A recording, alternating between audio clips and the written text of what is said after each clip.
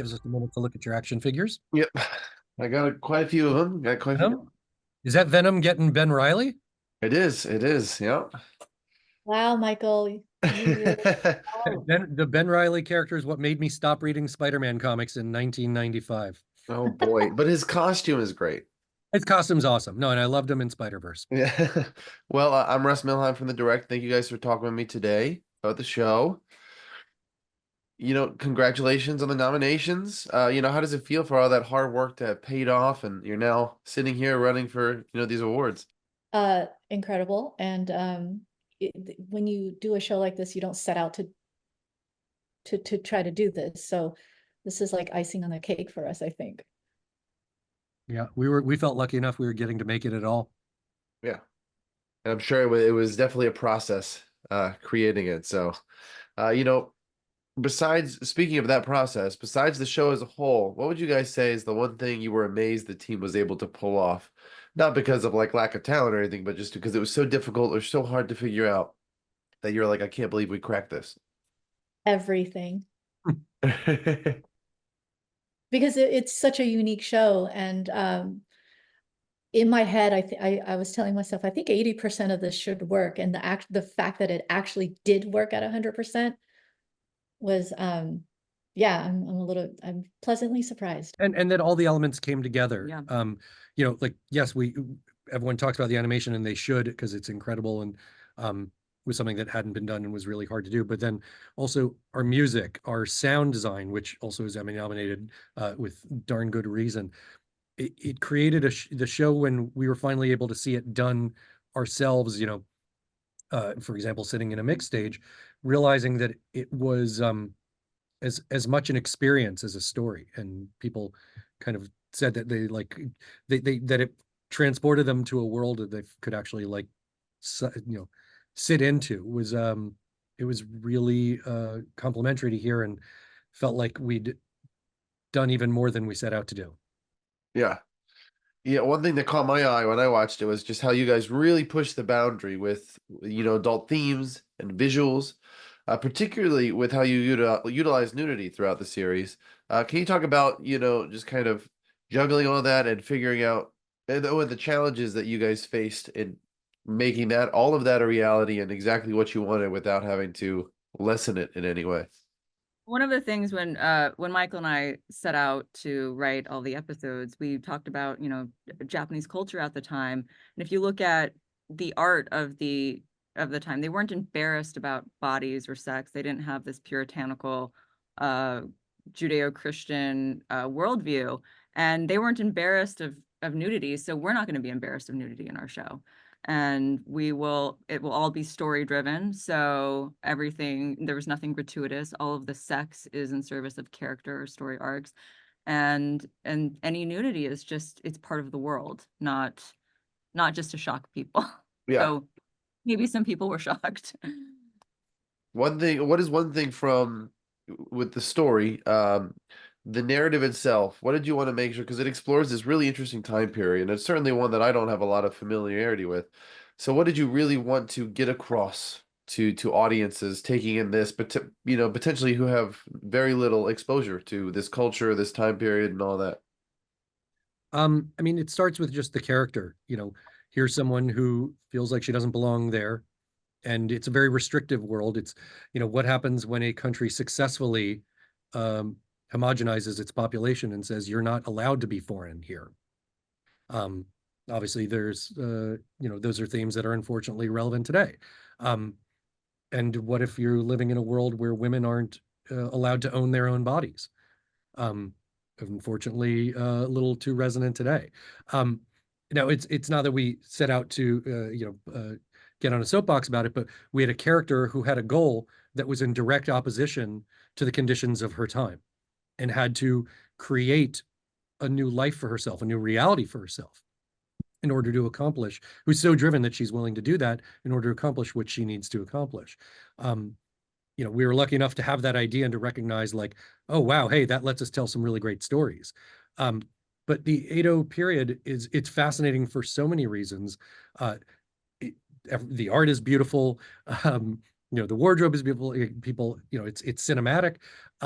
But it's also held up as a golden age, and yet there are a lot of dark underbelly elements to it that, again, created just a good story. Yeah. You know, you guys are obviously up for awards. The show has done really well. People love it. So when it comes to the animation medium, how do you feel that your show pushed the bounds in a way that will reflect in what future projects do, whether it be related at all to the topics at hand or just animation as a whole? Well, we I tried. I think Go ahead. You go ahead, go Jen. ahead. No, Go you ahead, go ahead. Amber. Okay, we really tried to create a story that was based on personal experience and telling one person's story and using authentic culture and artistry and not being afraid to do close-ups and let the story breathe and really follow that narrative and make it very adult in that. And we're hoping that more shows, I'm not saying more shows like us, but that it opens the pathways for different shows to try new things and to experiment more within the animation realm. And there are obviously some shows that are doing it. Jane, why don't you finish what you're saying? Yeah, and just to add to that, that it really was a understanding of animation and knowing how it could be pushed and knowing how to celebrate animation as a medium and to be able to tell these deep, complex stories with art. Yeah. Visually. Now there's two shows I want to bring up that people could easily compare to their time with Blue Eye Samurai. One is Shogun, right? That was another really massive show that came out live action, so kind of a different ballpark in a sense. How did you guys feel seeing that show and those topics and how that show handled the narrative compared to what you guys did and like how audiences took them both in? We were excited. We were excited for them. We know they took great pains to represent Japanese culture authentically and beautifully. We know how hard it was for us to do it and render it in animation, and they did it live action using Japanese historians. And it's wonderful that a show like ours, animated, that's totally different, and a show like theirs that's live action, that they both can be successful, that there's space for both of our shows in culture, and that we're sort of both being celebrated right now. It's It's fantastic. really heartening. Yeah, their narrative is really vastly different, but they did such a great job. Like if you want, we could do the whole 15 minutes on how awesome the Shogun. Yes. Big fans of it. Yeah. I'll leave Well, it. and another series which is very different, but I've seen a lot of people bring it up, and it's easy to see why. Samurai Jack. Love it. And I even see Love it. people going, "All right, when are we getting this crossover?" So how much did that show come up just when you guys were thinking and figuring out what this show was going to be? Did you pull a lot from kind of what they were doing there at all, or? No, just big. I mean, I've met a lot of celebrities in my time, and I'm usually pretty good. I geeked out on Gendy Tartakovsky about 6 months ago. I'd never met him, and I was like a word salad puppy because I just think he's so brilliant. I love all his work. No, I mean, it was we had a lot of different influences. I think most of what we looked at carefully and together were more live action things, more like the Zatoichi films, Mizoguchi films, of course, Kurosawa, and some books as well, Lone Wolf and Cub. Lone Wolf and Cub, Musashi by Eiji Yoshikawa, like those. But that said, I might own a Samurai Jack cell. I'm gonna hope that crossover that'll never happen will happen one day. So Blue Eyed Samurai season 2 is confirmed. Where are we at in production for that? And is there any rough estimated release window maybe for that? Is it next year or we just gotta keep waiting? 26? Next year. 26. 26. Oh. Animation takes time. Yeah. Animation takes time. That's fair. That's fair. Doing it now. We've written more than half of it. That we're starting to produce the first two. When we're finished with one more interview. We're going to look at some early storyboards for first episode. And it's not the first round that's come in. So Yeah. Jane can give you an exact heartbeat if you want of where we are right now. What's It's been called today, Jane? What do you have to give notes on as soon as we finish this call? characters. Now, as vague as you guys can, because obviously season 2 you can't talk too much. But if you can, what would you say is your biggest goal? You pulled off season 1. It's kind of this, people love it. So with season 2, what is that? What is that goalpost? What do you really want to achieve that you didn't in season 1? I mean, for us, I think it's just a continuation of Mizu's arc. What is she learning or not learning? Yeah. This, Slowly unveiling the story and surprises. Yeah, and I think on our art and production side, it was it's really just still continuing the excellence in the level that we are producing the show in. And because we didn't know whether we were going to get a season 2 or not, so we just put everything in the kitchen sink into that first season, and now we have to do it again. So Now, Michael, I have 2 quick unrelated questions I want to toss your way. Sure. Bladerunner 2099. Anything you could tease about it and where that is, like when we might be able to expect it? They're filming now. The showrunner Silke Luisa has created an incredible show. I've seen dailies; they're stunning. I've read the script. I've seen the scripts. I am very excited for how she's evolved the world and